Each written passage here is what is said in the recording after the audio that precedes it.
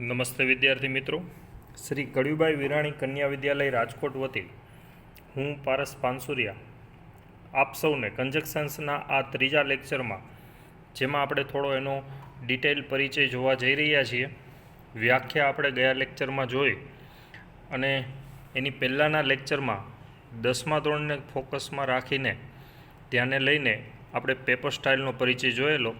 હવે આપણે જે જોવાનું છે એ કંજક્શન્સના પ્રકાર કેટલા હોય, બરાબર. જે 10મામાં અને 12મામાં પૂછાય છે એ પ્રમાણે તો આપણે કંજક્શન્સની શરૂઆત કરીશું જ, પણ કંજક્શન્સના પ્રકાર કેટલા અને કેવી કેવી રીતે ઉપયોગમાં આપણે લઈ શકીએ એ ખાસ અહીંયા તમારે જોવાનું થશે.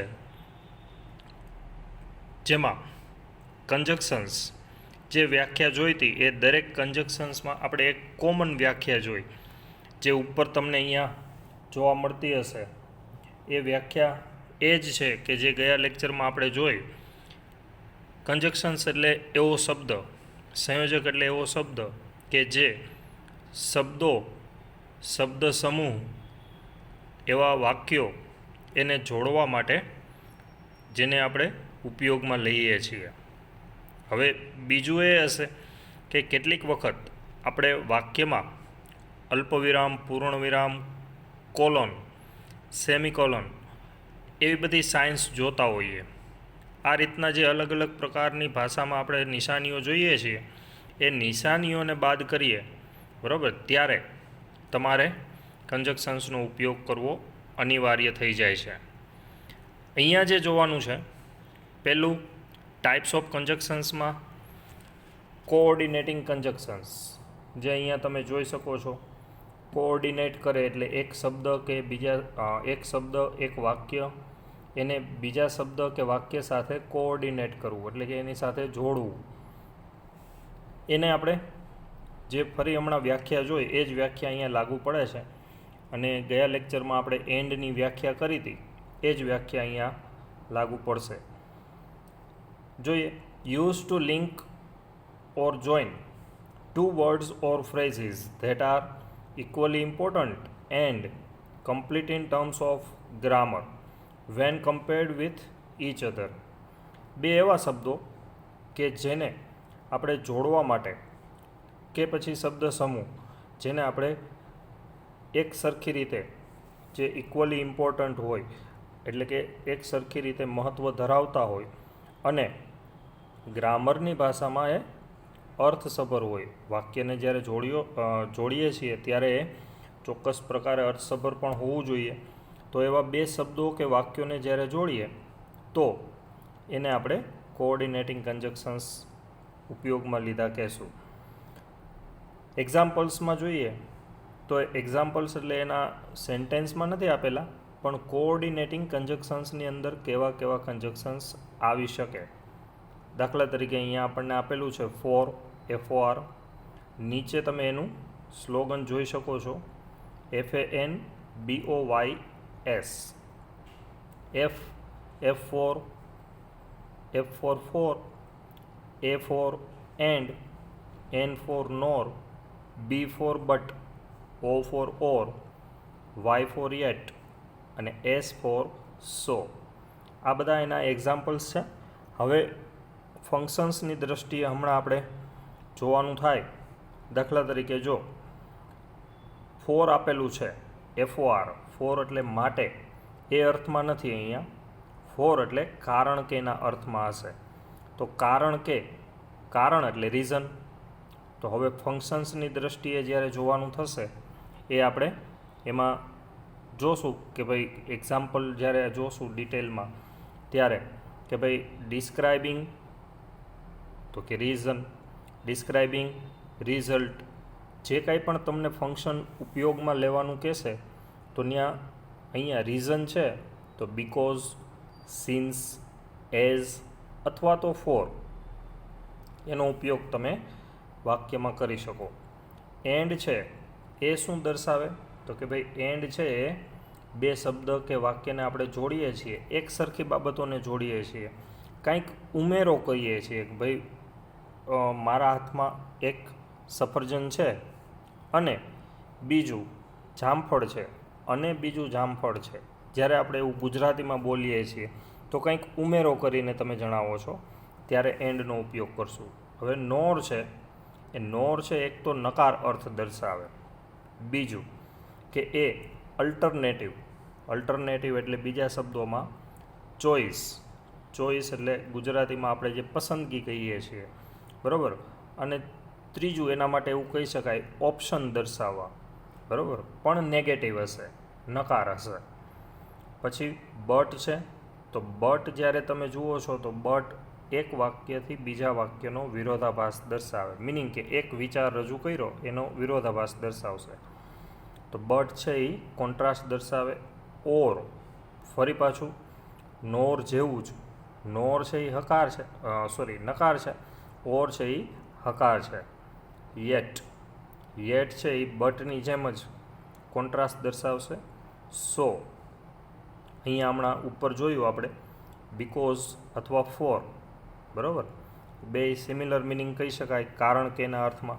હવે જ્યારે એ કન્ડિશન આપણે એમાં જોશું, બરાબર, કે જ્યારે આપણે ડિસ્ક્રાઇબિંગ રીઝન જોવાનું થાય કે ભાઈ શોઈંગ રીઝન દર્શાવવાનું થાય તો બીકોઝ, સિન્સ કે એઝનો ઉપયોગ થશે.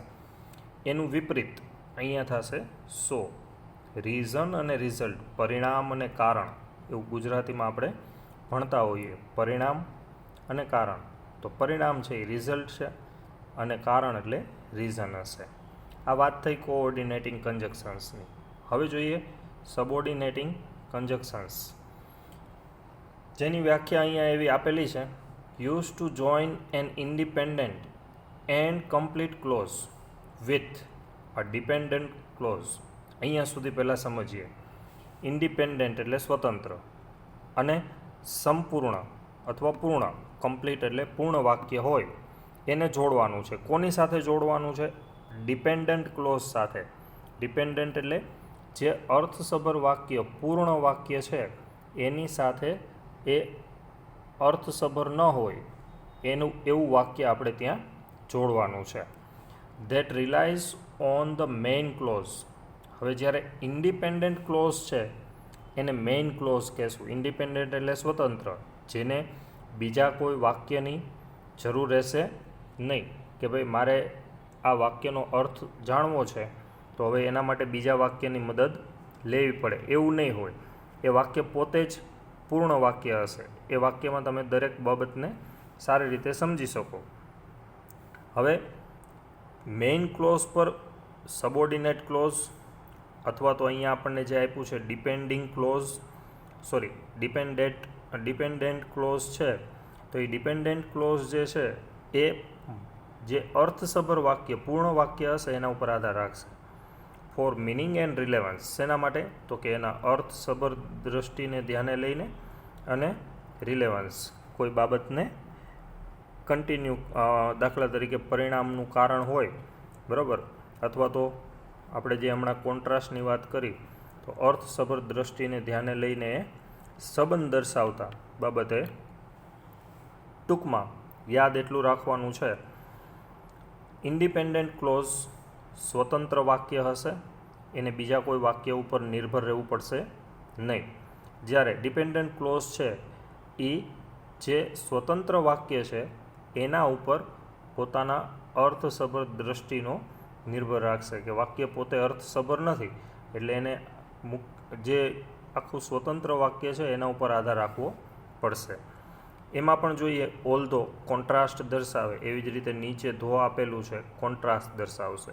એઝ કારણ કે એના અર્થમાં લેશું એટલે એ હમણાં આગળ જોયું બીકોઝ, સિન્સ, એઝ કે ફોર એ રીઝન દર્શાવે. બિફોર છે ટાઈમ દર્શાવે, એવી જ રીતે અન્ટિલ છે એ પણ ટાઈમ દર્શાવશે. વન્સ છે એ ફ્રીક્વન્સી દર્શાવે છે. ફ્રીક્વન્સી એટલે તમે દિવસમાં એક વખત કોઈ ક્રિયા કરો છો, અઠવાડિયામાં એક વખત કરો છો, મહિનામાં એક વખત કરો છો, એ ફ્રીક્વન્સી કહેવાય, તો એ દર્શાવશે. વેધર છે એ કમ્પેરિઝન દર્શાવે, બરાબર, તો એ કમ્પેરિઝન દર્શાવવા માટે આપણે ઉપયોગમાં લેશું, એટસેટ્રા. એવા ઘણા હશે, એટલે અહીંયા આપણને આટલા ઉદાહરણ આપ્યા છે. પછી કો રિલેટિવ કન્જક્શન્સ, તો એ શું હશે? They are pairs of conjunctions, એ કન્જક્શન્સની જોડ હશે. આપણે એન્ડ ઉપયોગમાં લઈએ તો એ ખાલી કોઓર્ડિનેટિંગ કન્જક્શન્સ કહેવાશે. જ્યારે બોથ પછી એન્ડનો ઉપયોગ કરશું તો એ કોરિલેટિવ કન્જક્શન્સ કહેશું. Used in sentence to join different words or groups of words in a sentence together. શબ્દ સમૂહોને એક સાથે એક વાક્યમાં જોડવા માટે તમે જે બે શબ્દોનો પેરનો ઉપયોગ કરો છો એને આપણે કોરિલેટિવ કન્જક્શન્સ કહેશું. અહીંયા આપ્યું છે બોથ એન્ડ, પહેલું જ ઉદાહરણ છે.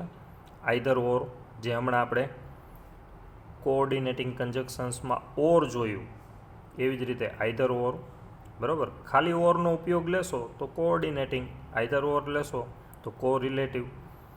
જસ્ટ સો, જસ્ટ એઝ સો. નાઈધર નોર, જેમ હમણાં અહીંયા આપણે કોઓર્ડિનેટિંગ કન્જક્શન્સમાં નોર જોયું એવી જ રીતે આને સમજશું. પણ બંને સાથે નાઈધર અને નોર સાથે એટલે એની વચ્ચે વાક્ય આવશે પણ એ પેરમાં ઉપયોગમાં લેવાશે. Not only but also. Whether or, જે વેધર હમણાં આપણે જોયું સબોર્ડિનેટિંગ કન્જક્શન્સમાં. પછી હાર્ડલી, વેન. હાર્ડલીના અથવામાં સ્કેર્સલી શબ્દ પણ જોવા મળે, એટસેટ્રા વગેરે હોઈ શકે. હવે એમાં બીજા કેટલાક ઉમેરા થતા હોય એવા કન્જક્શન્સ અહીંયા તમને આપેલા છે, પણ ગભરાવાની જરૂર નથી. આ બધા કન્જક્શન્સનો એક ઉપયોગ તમે શીખી જશો. દાખલા તરીકે આપણે વાત કરીએ, બીકોઝનો ઉપયોગ તમે શીખી જશો તો સિન્સ, એઝ અને ફોર આ બીજા ઉપયોગ પણ તમને સાથોસાથ ખ્યાલ પડી જશે. તો એવી જ રીતે આ બધા કન્જક્શન્સનું લિસ્ટ તમને લાંબુ દેખાશે, પરંતુ ગભરાવાની જરૂર નહીં. એ બધા તમને ઉપયોગી થશે ફક્ત ને ફક્ત વાક્યને જોડવા માટે. અને એ બધા તમારે અલગ અલગ, ત્યાં આપણે ખાલી અમુક નામ જ જોયા હતા, મર્યાદિત નામ જ જોયા હતા. અહીંયા આપણને ડિટેલમાં આપેલા છે. તો હવે આ બધા જ કન્જક્શન્સને પહેલાં તો મગજમાં રાખી લેવા કે ભાઈ આવા શબ્દોનો આપણે ઉપયોગ કરવાનો થશે. એમાંના કેટલાક જેમ મેં હમણાં વાત કરી તો બીકોઝનો ઉપયોગ જોશું તો એની સાથે જ સિન્સ, એઝ અને ફોરનો ઉપયોગ પણ જોઈ લેશું, જેથી કરીને તમારે અલગથી મગજમાં ન લેવું પડે અને એક ફંક્શનમાં એને આપણે સમાવી શકીએ. તો એ ફંક્શન કયું હશે? બીકોઝવાળું હશે તો બીકોઝ હશે એટલે કારણ દર્શાવે. કારણને અંગ્રેજીમાં શું કહીએ? રીઝન, બરાબર. તો એમાં આપણે એનો ઉપયોગ જોશું. એના ડિટેલ એક્ઝામ્પલ્સ પણ આપણે એમાં જોવાના થશે. પણ અહીંયા તમારે જોવાનું છે એ ફક્ત આ કન્જક્શન્સ કયા કયા ડિવાઈડ કરી શકાય, બરાબર, કેટલા પ્રકાર એના હોઈ શકે. તો કોઓર્ડિનેટિંગ, સબોર્ડિનેટિંગ, કોરિલેટિવ. આવું ક્યાંય પરીક્ષામાં આપણને પૂછતા નથી, પણ ગ્રામરનો બેઝ જ્યારે ક્લિયર કરવાનો છે ત્યારે ખાસ આ બાબતની નોંધ લેવી. તો હવે નેક્સ્ટ લેક્ચરમાં જ્યારે આપણે શરૂઆત કરશું તો દાખલા તરીકે હમણાં આપણે કીધું કે ભાઈ બટ છે એ કોન્ટ્રાસ્ટ દર્શાવે. તો એ કોન્ટ્રાસ્ટ એટલે એ શું થયું? તો કે એ બટનો ઉપયોગ તો આપણે કોઓર્ડિનેટિંગ કન્જક્શન્સમાં જ કરીએ છીએ, પરંતુ એ ફંક્શન કહેશું. એ ફંક્શન શું હશે? કોન્ટ્રાસ્ટ. તો કોન્ટ્રાસ્ટ એવું લખશું તો બટ, યેટ, સ્ટીલ, ધો, ઓલ્ધો, ઇવન ધો, ઇવન ઇફ, આવા બધા એમાં સાથે જોવાના થશે. તો આશા રાખું છું કે ભાઈ તમને આ બધા જે સબોર્ડિનેટ કન્જક્શન કે કોરિલેટિવ કે કોઓર્ડિનેટિંગ કે બધા છે એ અત્યારે પ્રાથમિક એનો પરિચય મળી ગયો હશે. અને દરેકની આપણે વ્યાખ્યા અને ડિટેલમાં જે બટ છે, એન્ડ છે, બરાબર, એવી જ રીતે આપણે એ જોવાનું થશે. જેમ ગયા લેક્ચરમાં એન્ડ જોયું એ ઉદાહરણ લીધું હતું આપણે કન્જક્શન્સનું કે ભાઈ કન્જક્શન્સ કહીએ છીએ તો એ છે શું. તો હવે એના પ્રકાર જોયા અને હવે ફંક્શન વાઇઝ એની પ્રેક્ટિસ આપણે જોવાની થશે. એટલે સાથોસાથ એ તૈયાર કરતા રહેશું. તો નેક્સ્ટ લેક્ચર આપણે શરૂ કરશું ત્યારે આ બધા કન્જક્શન્સ તમે મગજમાં ખાસ યાદ રાખજો, જેથી કરીને ત્યારે આપણે બોલીએ તો એ તમને થોડું નવું ન લાગે. સબોર્ડિનેટ, પછી કોરિલેટિવ અને કોઓર્ડિનેટિંગ, ખાસ એ. તો ત્યાં સુધી આપણી યુટ્યુબ ચેનલમાં જે વિડીયો બધા અપલોડ થાય છે એને ચોક્કસ પ્રકારે લાઇક, શેર અને સબસ્ક્રાઈબ કરતા રહો, જેથી આપણને રેગ્યુલર અપડેટ મળતા રહે. તો આજના લેક્ચરમાં આપણે અહીંયા વિરામ આપીએ છીએ. નેક્સ્ટ લેક્ચરમાં મળીએ. ત્યાં સુધી ગુડ બાય. Thank you.